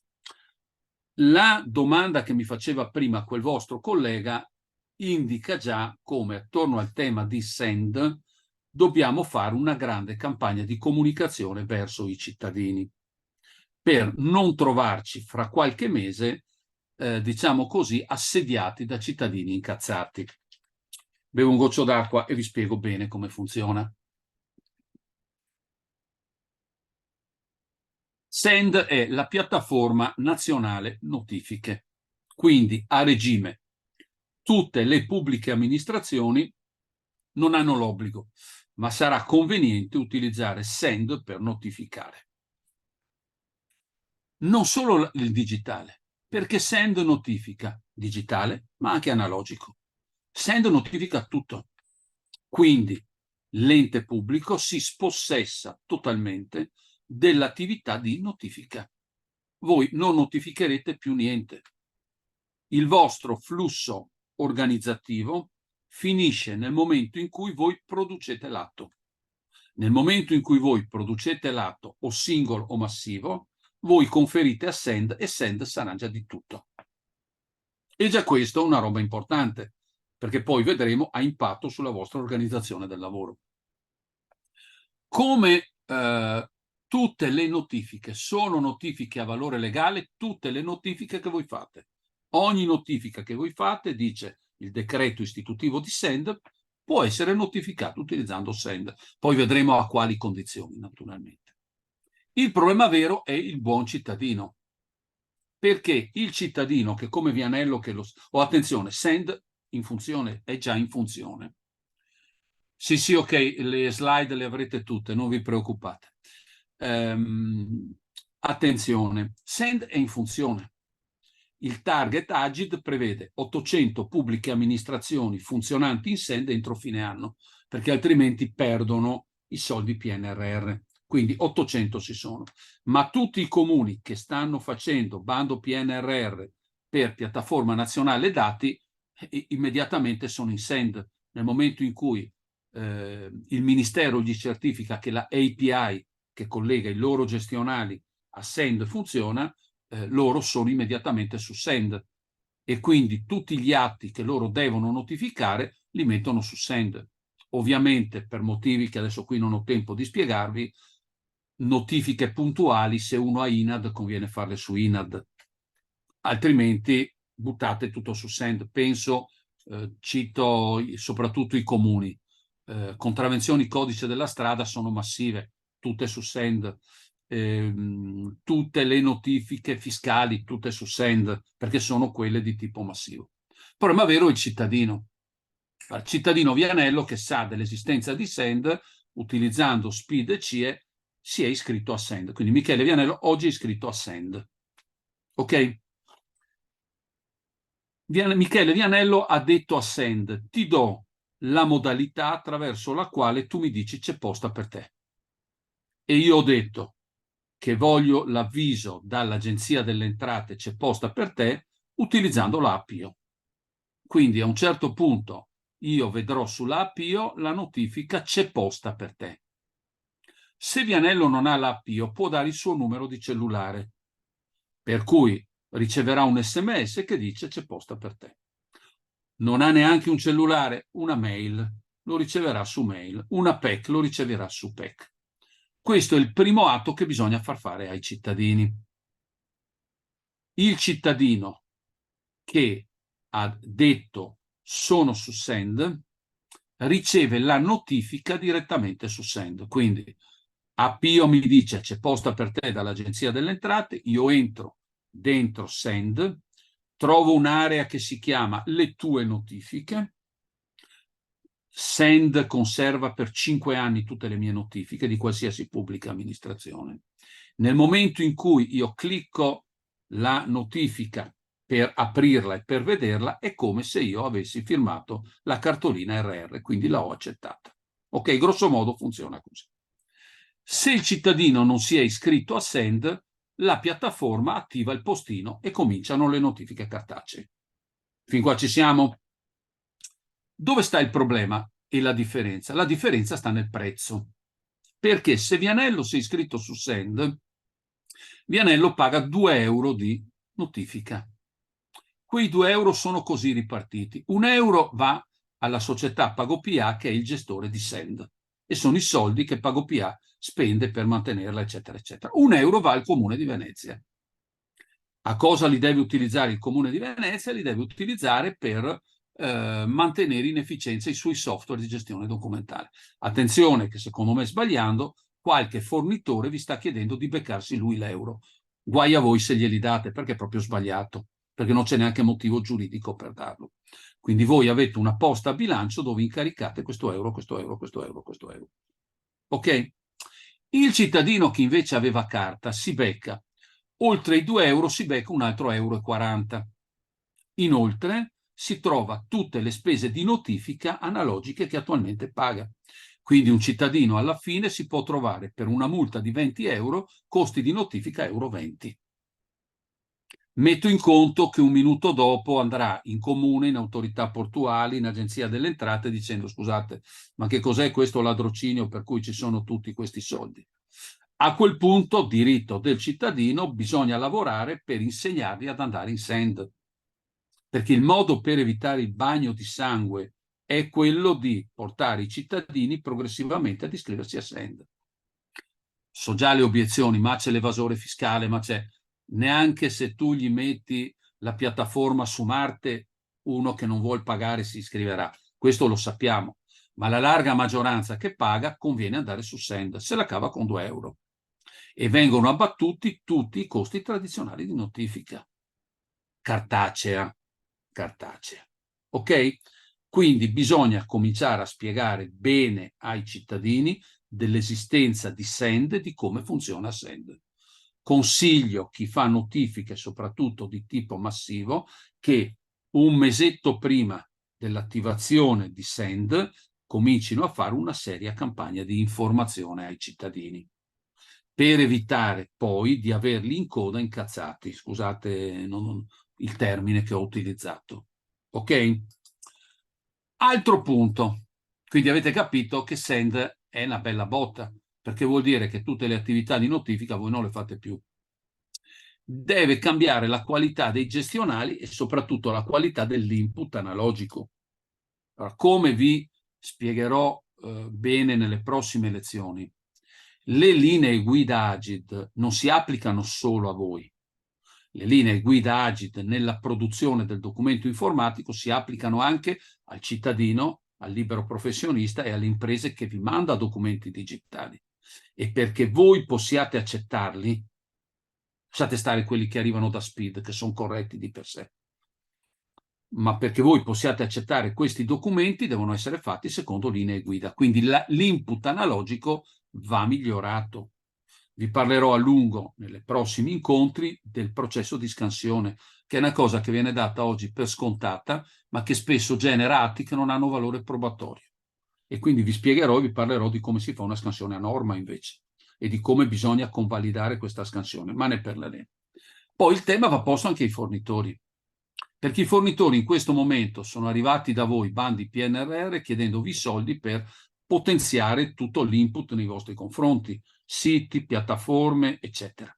Sì, ma poi spesso trovo gestionali che non sono propriamente aggiornati, non consentono di fascicolare digitalmente, hanno un titolario di classificazione superato, non consentono interoperabilità fra diversi ambienti. È inaccettabile, qui non dico i peccatori, che il software di gestione dei tributi del fornitore Vianello non sia interoperabile con il gestionale documentale dello stesso fornitore Vianello. Per cui devi scaricare e ricaricare. Intollerabile. Intollerabile. Interoperabilità. Se tu mi dai un ambiente interamente interoperabile. Cioè devi garantirmi la continuità del flusso documentale digitale. Lavori e professioni che stanno cominciando ad andare in esaurimento, perché anche questo punto dobbiamo cominciare a valutarlo nella nostra chiacchierata. Quando parte la piattaforma nazionale notifiche, cominciano un po' di conseguenze, però non fra 100 anni, fra qualche mese. Secondo me, febbraio-marzo del prossimo anno, molti di quelli che mi stanno ascoltando sono in send, perché hanno fatto bandi PNRR, ma anche altri che ho visto sono fra i partecipanti che non hanno fatto bandi PNRR hanno grande convenienza ad andare in send, perché semplificano tantissimo il loro flusso documentale di notifica. Quindi l'attività di notificazione è out, cioè il messo notificatore è una figura che va assolutamente rivista, perché finisce il suo compito storico. Non notificate più. E attenzione, penso sempre ai comuni, una parte fanno attività di notifica anche per conto terzi. Tutta questa attività finisce perché ormai ogni amministrazione notifica per conto suo utilizzando send. L'attività che prima faceva il messo notificatore la fa send. Poi tutto il tema dell'attività analogica di notifica. Qui vedo soprattutto dal lato dei comuni, ma anche gli altri, tutte le cartoline RR, cioè quelle povere vittime abilitate a scrivere cartoline RR, poi a bestemmiare con le poste perché non corrispondono, perché poi devono essere allegate al pezzo cartaceo. Cioè tutto questo lavoro, che è tempo per un lavoro dequalificato, finisce totalmente. Produzione di atti notificabili. Ve lo dirò con più precisione nei prossimi 3 corsi, ma ricordatevi che Send accetta solo atti notificabili. Quindi tutti gli atti che voi producete sono tutti PDF firmati digitalmente. Non potete pubblicare, cioè spedire a Send perché li notifichi atti non allineati, compliant, come si usa dire, alle linee guida Agid, compreso ciò che deve essere scansionato. Perché se il file scansione non è stato attestato nella sua conformità da pubblico ufficiale, la piattaforma ve li respinge, eccetera. Poi c'è tutto il tema degli indirizzi, perché Send opportunamente interfacciata con ANPR. E quindi se i vostri indirizzari, vale per tutti gli enti, non sono allineati con ANPR, Send ve li respinge, perché avete indicato un domicilio non valido. perché ricordatevi tutti che l'unico domicilio valido, sia analogico che digitale, è ANPR, perché tanto anche INAD ogni sera ANPR si allinea con INAD e importa tutti i domicili digitali. Ok? Costi di piattaforma e di notifica, l'abbiamo già accennato prima, attenzione, e ovviamente impatto sui cittadini. Va fatta una bella attività di front office, tanta informazione, e vi consiglio di cominciare a farla il prima possibile, perché altrimenti poi il cittadino giustamente si incavola e arriva da voi. Poi, sito e linee guida Agid nei comuni, bando scuole, non solo comuni, ma anche scuole, bando PNRR 1.4.1. Se tutti i documenti in formato digitale devono essere fruibili da sito, il responsabile gestione documentale, che obbligatoriamente ex legge 445 del 2000 voi dovete avere, è un'attività che deve un po' riqualificarsi, perché è la figura che deve garantire la reperibilità di tutti questi documenti che sono stati presentati originali in modalità digitale, quindi non è più carta, è ormai una professionalità che è prevalentemente digitale. Poi abbiamo bisogno di riqualificare l'attività di protocollo, perché sempre meno carta, sempre più protocollazione digitale, e quei vostri colleghi che protocollano e che spesso non sono tanto qualificati, che fine fanno? Hanno oggi una importante attività attorno al tema di presidio privacy, ad esempio, possono svolgere una buona attività nello smistamento digitale, ma devono imparare a utilizzare titolo classe, devono imparare a fare una scansione che nella forma e nel contenuto rispetti l'originale qualità. Questo vuol dire formare. Non è più possibile una duplicazione di attività cartacee e digitali, cioè se l'input è digitale, voi non potete più aprire le cartelline cartacee e stampare. L'unico file che vale è digitale. E conseguentemente file digitali però non possono andare nelle cartelle di rete, perché la cartella di rete non ha assolutamente alcun valore legale, alcun valore probatorio, perché come vi farò vedere, il procedimento della pubblica amministrazione può avvenire solo in fascicoli digitali, solo in fascicoli digitali. Quindi morte progressiva delle cartelle di rete che con dovizia vedo utilizzare da tutti. E questo ha anche un'implicazione da un punto di vista culturale e gestionale, che si passa dall'idea del mio archivio, cioè l'archivio d'ufficio, alla condivisione. La fascicolazione digitale consente una condivisione condivisa, scusate il bisticcio, una condivisione condivisa di ente, al netto ovviamente dei temi legati alla privacy e ai dati riservati, ma tutto è a disposizione, anche perché l'archivio condiviso consente di rispettare un principio che è il one hands, una volta sola. Quando il cittadino ha presentato un atto, quell'atto deve essere a disposizione di tutti e non può essere che io, a seconda dell'ufficio in cui vada, debba ripresentare 7 volte lo stesso atto, perché questo in principio comunitario, ma non solo, non è più assolutamente accettabile.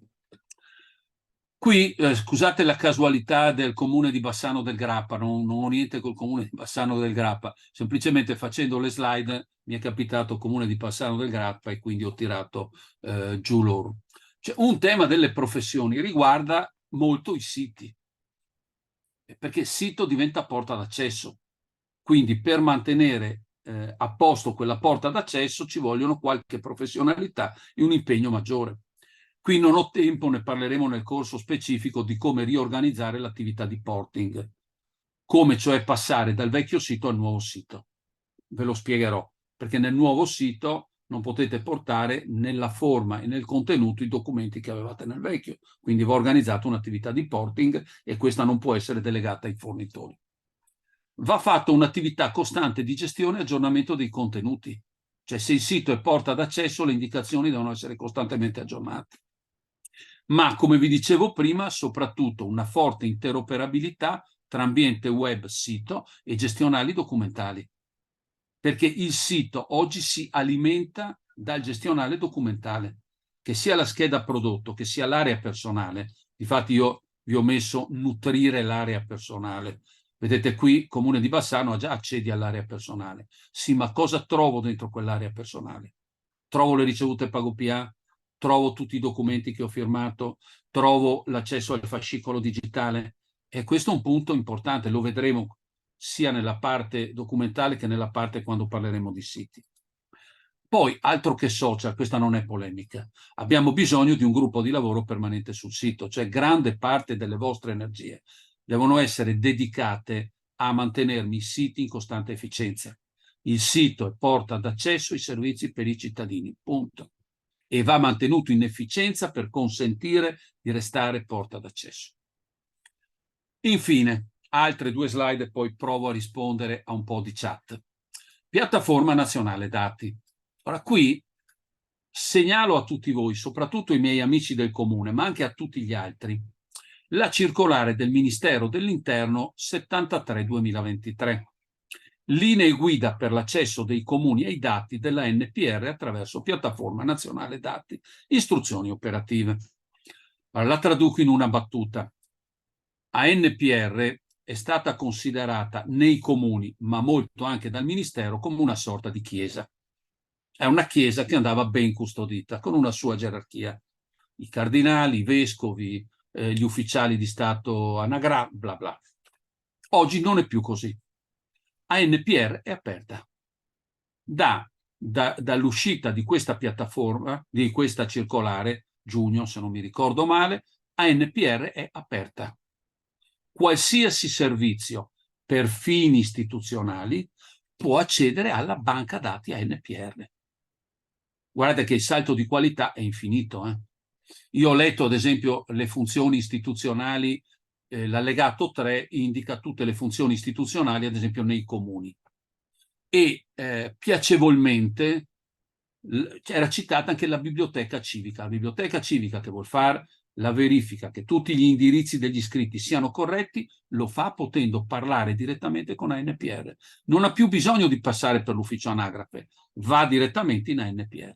Ma questo avviene attraverso piattaforma nazionale dati. Tutti voi dovete iscrivervi alla piattaforma nazionale dati come ente. Una volta iscritti alla piattaforma nazionale dati, fatti gli accordi di fruizione col Ministero dell'Interno, vanno date tutte le password delle regole d'accesso.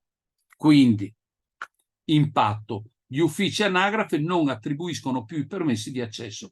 Attenzione, gli uffici anagrafe sono tormentati spesso non solo dal comune stesso, ma spesso anche da enti esterni, anche le forze dell'ordine. Possono accedere ormai direttamente ad ANPR. Non c'è più bisogno di passare per il comune. ANPR, entriamo in questa logica, non è più, cioè la gestione, non c'è più l'anagrafe del comune, per cui dovevi andare in comune. Esiste ANPR, che è banca dati di interesse nazionale, come previsto dal CAD. Quindi accesso diretto. Quindi ogni settore viene abilitato all'accesso, ma ogni settore deve imparare ad utilizzare, perché questa è l'altra conseguenza. Attenzione, qui vi ho fatto un altro esempio di come si utilizza ANPR. ANPR in questo momento, ad esempio, consente accesso e scambi di dati con INPS. Quindi, siccome oggi si parla tanto di ISEE, l'ISEE non va più chiesta al cittadino. Ogni ente che ha bisogno di verificare che Vianello rientri nei parametri ISEE non lo chiede a Vianello. A Vianello chiede dichiarami che sei a posto, ma poi l'ISEE vai direttamente in INPS, perché puoi farlo oggi. Piattaforma Nazionale Dati, vai in SIUS e tu contemporaneamente dai i tuoi dati a SIUS. Guardate che fra qualche mese voi troverete gli ISEE in ANPR. Ad ogni nucleo familiare sarà associato il suo ISEE e per fini istituzionali lo potrete vedere. Quindi, ad esempio, penso alle ASL, e penso ai servizi sociali dei comuni, penso a chi ha a che fare con sociale, questo semplifica la vita. Questo, qui finisco, avevo altre 2 o 3 slide, ma voglio rispondere velocemente alle chat. Questo è oggi ANPR di Michele Vianello. Michele Vianello è entrato, e come può farlo, entra nella sua ANPR. Quindi non serve più che io vada all'ufficio anagrafe, tanto per essere chiaro. Oggi in ANPR io ho tutti i miei dati anagrafici e tutte le mie autocertificazioni. Ho tutti i miei certificati e posso chiedere anche quelli in bollo. Ho la possibilità di farmi il cambio di residenza. I miei vecchi segretari generali impazzirebbero pensando che il cittadino fa da solo il cambio di residenza. Sarebbe il divertimento della mia vita, vedere queste cose. Possono fare tutte le rettifiche di dati, ma come vedete c'è anche il mio domicilio digitale. Io anzi ne ho 2 domicili digitali, uno in quanto Michele Vianello cittadino e uno in quanto Michele Vianello libero professionista. Vedete? Ed è sul portale INAD. Eccolo qua. Questo è oggi ANPR, quindi chiederei a tutti voi di prestare tanta attenzione ad ANPR. Quindi iscrivetevi alla piattaforma nazionale dati, fate gli accordi di fruizione col Ministero dell'Interno su ANPR, tirate fuori, se non siete comuni che i soldi gliene hanno dati, 3 soldi per sviluppare le API e potete accedere a tutte le funzionalità di ANPR, ma in questo caso anche a INPS. Ma ad esempio tutti i dati cartografici territoriali li trovate in piattaforma nazionale dati, ad esempio. E attenzione, altra funzione importante, soprattutto se fate scambi di file fra pubbliche amministrazioni e sono file pesanti, oggi si può scambiare corrispondenza protocollata fra pubbliche amministrazioni in interoperabilità, senza bisogno di utilizzare una PEC. Se non lo sapevate, fatelo perché potete farlo già da oggi. Vediamo velocemente le chat perché poi all'1 in punto vi devo lasciare perché devo prendere un treno. Allora, avevo visto alcuni di voi.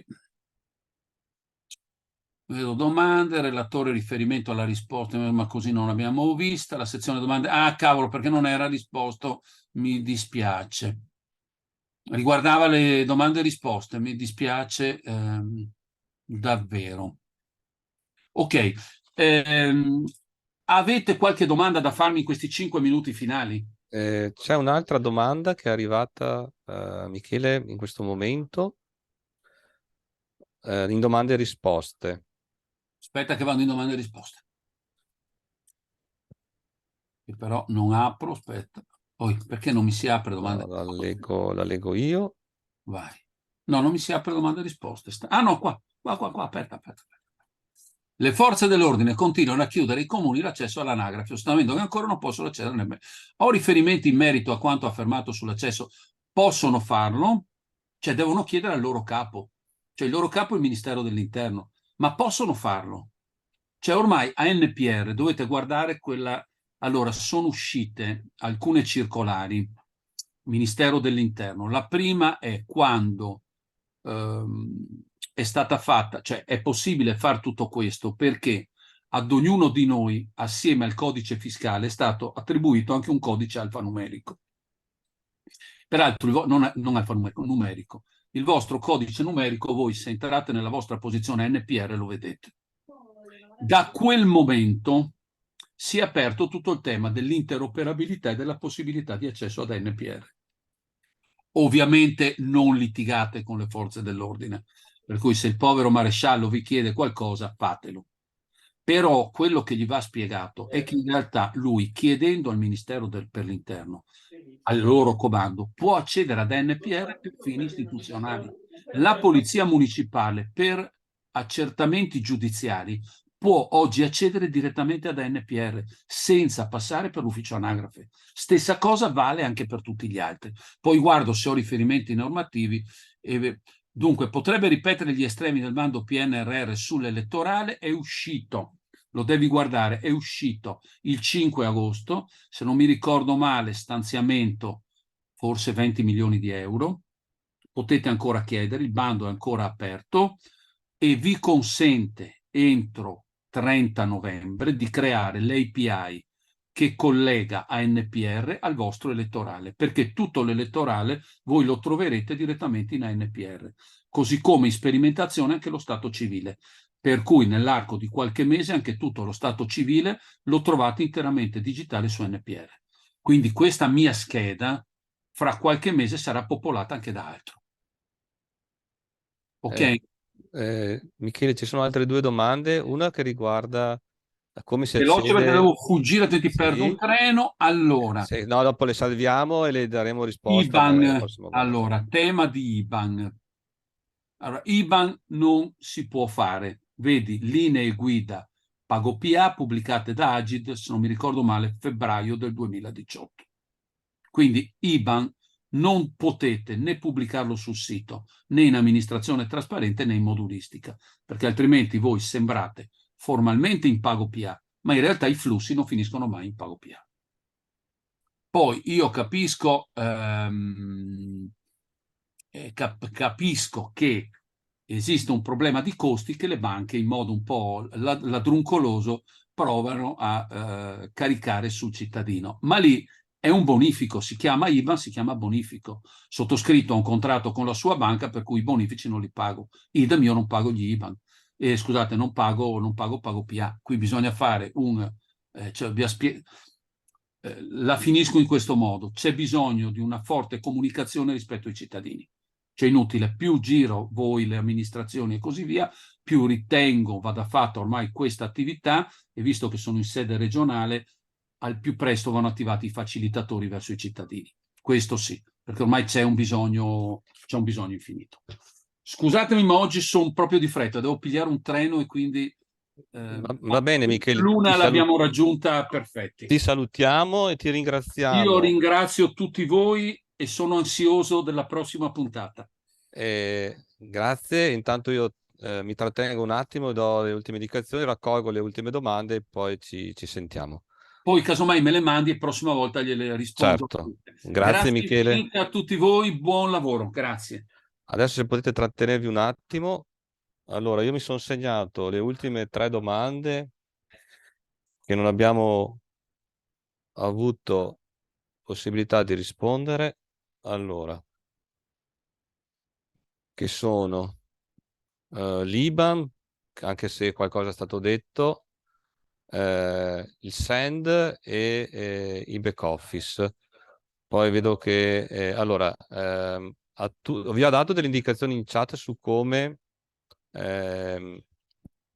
avrete la disposizione del webinar e delle slide. Quindi se voi trovate, andate in chat, avete il link, comunque tornate sulla My Extranet dove vi avete fatto l'iscrizione, avrete nella presentazione il link al video di YouTube con anteprima e invece per quanto riguarda le slide lo troverete nella sezione documenti, che è una tab che comparirà nel momento in cui metteremo la descrizione, caricheremo il file.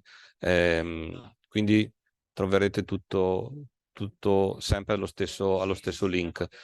Per quanto riguarda invece l'attestato, faremo un minimo di verifiche e poi nel giro di una settimana mi arriverà.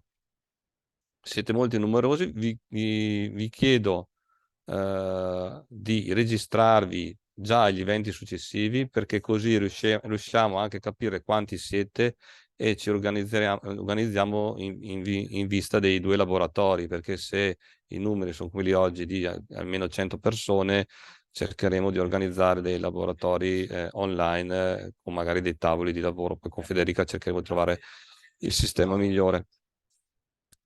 Per il resto ringrazio tutti quanti, spero che l'incontro sia stato interessante per tutti quanti. Avete visto che Michele Vianello non racconta solo, diciamo, la parte normativa, ma cerca di trascinarvi in tutte quelle che sono le difficoltà e farvi ragionare sulle difficoltà per la trasformazione digitale. Vi chiedo, insomma, anche avete visto di approfittarne, cioè di fare domande, perché lui è molto disponibile al riguardo. L'attestato è disponibile maestra dell'area personale, no, l'attestato verrà spedito via mail. I prossimi appuntamenti, per chi vuole, condivido lo schermo. Condivido.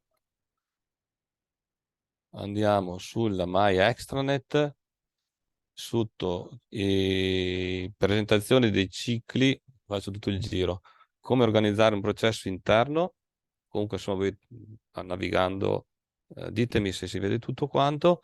Allora, il prossimo incontro è sempre mercoledì 4 ottobre, poi ci sarà un incontro venerdì 13 ottobre, l'unico venerdì, poi sempre di mercoledì 18 ottobre e 25 ottobre. Il 18 e il 25 sono dei laboratori. Abbiamo previsto in presenza, ma abbiamo detto che siete in tanti e dobbiamo capire come organizzarci diversamente. Avrete informazioni nei prossimi incontri.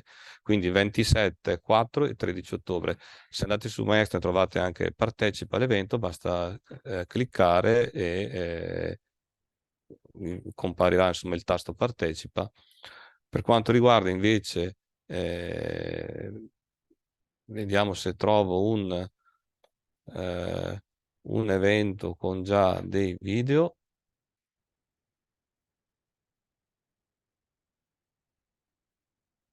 Forse è questo. Eccolo qua, quindi troverete nella sezione dettagli l'anteprima del video, quindi lo vedete su YouTube, e comparirà anche una tab documenti nei quali troverete le slide da scaricare, quelle mie e quelle di Michele Vianello. Spero che abbiate avuto tutte le informazioni. Vi ringrazio ancora per la partecipazione e per essere stati così tanto numerosi. Spero che sia stato utile per tutti e vi aspetto al prossimo incontro. Ciao, grazie.